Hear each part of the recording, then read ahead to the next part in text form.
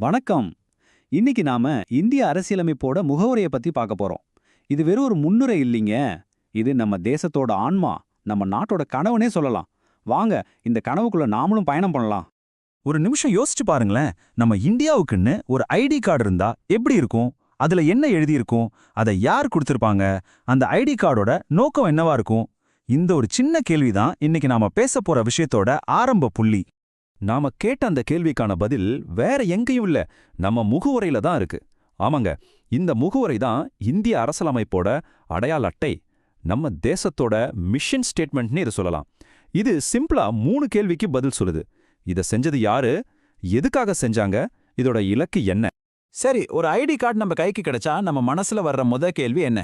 இதை யாரு கொடுத்தது? இல்லையா? அதே கேள்விதான் இங்கேயும். நம்ம அரசியலமைப்புக்கு இந்த அதிகாரத்தை கொடுத்தது யாரு? வாங்க பார்க்கலாம். நம்ம அரசியலமைப்போட முதல் 3 வார்த்தைகளை நல்லா கவனிங்க. இந்திய மக்களாகிய நாம். சும்மா வார்த்தை இல்லைங்க இது. இதுல தான் நம்ம அரசியலமைப்போட மொத்த சக்தியும் அடங்கியிருக்கு. இதோட உண்மையான அதிகாரம் மக்களான நம்ம கிட்ட இருந்து தான் தொடங்குது. அப்போ இதுலேருந்து என்ன தெரியுதுன்னா, நம்ம அரசியலமைப்ப நாமளே நமக்காக உருவாக்கிக்கிட்டோம். இது பிரிட்டிஷ் அரசாங்கம் நமக்கு கொடுத்த ஒரு பரிசு கிடையாது. அதனால அந்த இறுதி அதிகாரம், அதாவது சாவரன்டி, மக்களான நம்ம கையில தான் இருக்கு.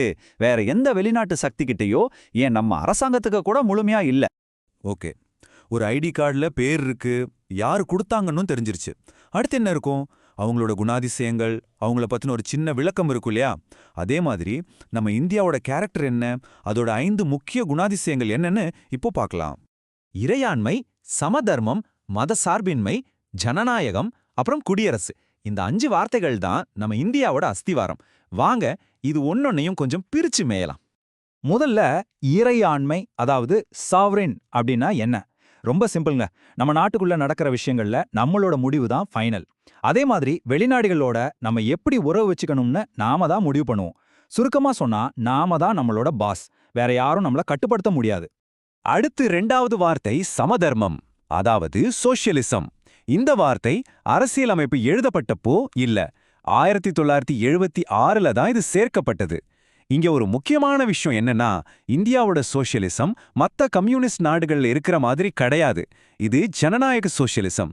அதாவது எல்லாரும் சேர்ந்து வளரணும், ஏற்றத்தாழ்வுகள் குறையணும், அரசாங்கம் மக்களோட நலனுக்காக உழைக்கணும். இதுதான் இதோட நோக்கம். சோஷியலிசம் மாதிரியே இந்த வார்த்தையும் 1976ல தான் உள்ள வந்துச்சு. அதுதான் மதச்சார்பின்மை, அதாவது செக்யுலரிசம். இதோட அர்த்தம் ரொம்ப தெளிவானது. இந்தியாவுக்குன்னு அதிகாரப்பூர்வ மதம்னு எதுவும் கிடையாது. அரசாங்கத்தோட பார்வையில எல்லா மதமும் ஒண்ணுதான். எல்லா மதத்துக்கும் சமமான மரியாதை கொடுக்கப்படணும். ஆனா நம்மளோட செக்குலரிசம் கொஞ்சம் ஸ்பெஷல். அமெரிக்கா மாதிரி இல்ல. அமெரிக்காவுல அரசாங்கமும் மதமும் தனித்தனியா எந்த சம்பந்தமும் இல்லாம இருக்கும். ஆனா இந்தியால அரசாங்கம் எல்லா மதங்களையும் சமமா மதிக்கிறதோட, தேவைப்பட்டா சமூக சீர்திருத்தங்களுக்காக மத விஷயங்கள்ல தலையிடவும் அதிகாரம் இருக்கு. அடுத்து வர்றது ஜனநாயகம். இது பத்தி நான் உங்களுக்கு பெருசா சொல்ல தேவையில்லை. நம்மளை யார் ஆளணும்னு நாமளே ஓட்டு போட்டு முடிவு பண்றோம். சிம்பிள். 18 வயசான எல்லா குடிமகனுக்கும் வாக்குரிமை இருக்கு. இதுதான் உண்மையான அரசியல் சமத்துவத்தை உறுதி செய்யுது. இந்த 5ல கடைசியா வர்றது குடியரசு, அதாவது ரிப்பப்ளிக். அப்படின்னா என்னன்னா, நம்ம நாட்டோட தலைவர் மன்னர் பரம்பரையிலிருந்து வர்றவர் கிடையாது. அவர் தேர்தல் மூலமா தேர்ந்தெடுக்கப்படுறார். அப்பாக்கு அப்புறம் பையன், அவருக்கு அப்புறம் பேரன்னு வர முடியாட்சி இங்க கிடையாது. அதனாலதான் நாம ஒரு குடியரசு நாடு. ஓகே, இதுவரைக்கும் நம்ம ஐடி கார்டுல இந்தியா எப்படிப்பட்ட நாடுன்னு பார்த்தோம். இப்போ அந்த நாடு தன்னோட மக்களுக்கு என்னென்ன வாக்குறுதிகளை கொடுக்குதுன்னு பார்க்கலாம் வாங்க. இது இன்னும் சுவாரஸ்யமா இருக்கும். நம்ம அரசியலமைப்பு தன்னோட ஒவ்வொரு குடிமகனுக்கும் 4 பெரிய வாக்குறுதிகளை கொடுக்குது. அதுதான் நீதி, சுதந்திரம், சமத்துவம் மற்றும் சகோதரத்துவம். முதல்ல நீதி. இந்த நீதியில 3 தூண்டன்கள் இருக்கு. ஒன்னு சமூக நீதி, அதாவது ஜாதி, மதம், பாலினம்னு எந்த அடிப்படையிலையும் பாகுபாடு காட்டவே கூடாது. 2வது பொருளாதார நீதி, அதாவது எல்லாரும் சம்பாதிக்க சமமான வாய்ப்புகள் உருவாக்கப்படணும். 3வது அரசியல் நீதி, ஓட்டு போடுறதிலிருந்து தேர்தல்ல நிக்கிற வரைக்கும் எல்லாருக்கும் சம உரிமை இருக்கணும். 2வது வாக்குறுதி சுதந்திரம். நமக்கு பிடிச்சத நினைக்க, பேச, நம்ப, வழிபட எல்லாத்துக்கும் முழு சுதந்திரம் இருக்கு. ஆனா இங்க ஒரு சின்ன கண்டிஷன் இருக்கு. இந்த சுதந்திரம் எல்லை இல்லாதது கிடையாது. நம்ம சுதந்திரம் இன்னொருத்தரோட உரிமையையோ நாட்டோட பாதுகாப்புக்கோ பாதிப்பு ஏற்படுத்தக்கூடாது. இது பொறுப்புள்ள சுதந்திரம். மூணாவதா வர்றது சமத்துவம். இதுல ஒரு சின்ன குழப்பம் வரலாம். சமத்துவம்னா எல்லாரையும் ஒரே மாதிரி ஆக்குறதா? இல்ல, அப்படி இல்ல. சட்டத்துக்கு முன்னாடி எல்லாரும் சமம், எல்லாருக்கும் முன்னேற சமமான வாய்ப்பு கிடைக்கணும். இதான் இதோட அர்த்தம். கடைசியா ஆனா ரொம்ப முக்கியமான வாக்குறுதி சகோதரத்துவம், அதாவது ஃப்ரெட்டர்னிட்டி. நம்ம எல்லாரும் ஒரே நாட்டு மக்கள், சகோதர சகோதரிகளா பழகணுங்கிற உணர்வு. இதுக்கு 2 இலக்குகள் இருக்கு. ஒன்னு, ஒவ்வொரு தனிநபரோட சுயமரியாதையும் காப்பாத்தணும். 2வது, நம்ம நாட்டோட ஒற்றுமையும் ஒருமைப்பாட்டையும் பாதுகாக்கணும். இந்த ஒருமைப்பாடுங்கிற வார்த்தையும் 1976ல தான் சேர்க்கப்பட்டதுங்கிறது குறிப்பிடத்தக்கது. சரி, இவ்ளோ விஷயங்கள் பார்த்தாச்சு. இப்போ கடைசியா சில முக்கியமான கேள்விகளுக்கு பதில் தேடி இந்த பகுதியை முடிக்கலாம். இந்த முகவுரை எப்படி உருவாக்கப்பட்டது? இதோட சட்ட முக்கியத்துவம் என்ன? வாங்க பார்க்கலாம். இந்த 3 தேதிகளையும் பாருங்க. இது ஒரு டைம்லைன் மாதிரி.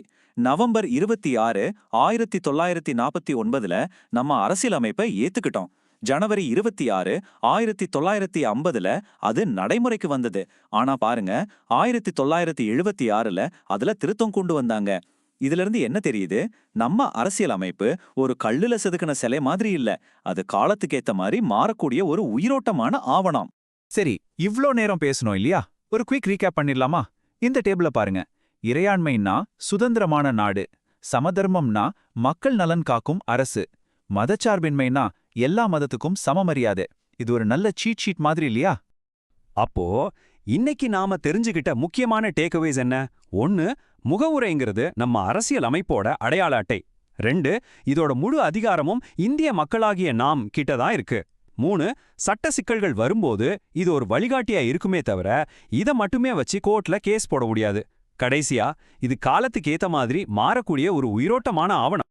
நான் இந்த பகுதியை முடிக்கிறதுக்கு முன்னாடி உங்ககிட்ட ஒரு கேள்வி. இந்த முகவுரைங்கிறது கிட்டத்தட்ட 75 வருஷத்துக்கு முன்னாடி எழுதப்பட்ட ஒரு வாக்குறுதி. நம்ம முன்னோர்கள் நமக்கு கொடுத்த ஒரு ப்ராமிஸ். இன்னைக்கு அந்த ப்ராமிஸ் எந்த அளவுக்கு காப்பாத்தப்பட்டிருக்கு? அந்த கனவு நனவாயிருக்கா? இத பத்தி நீங்க என்ன நினைக்கிறீங்கன்னு யோசிச்சு பாருங்க.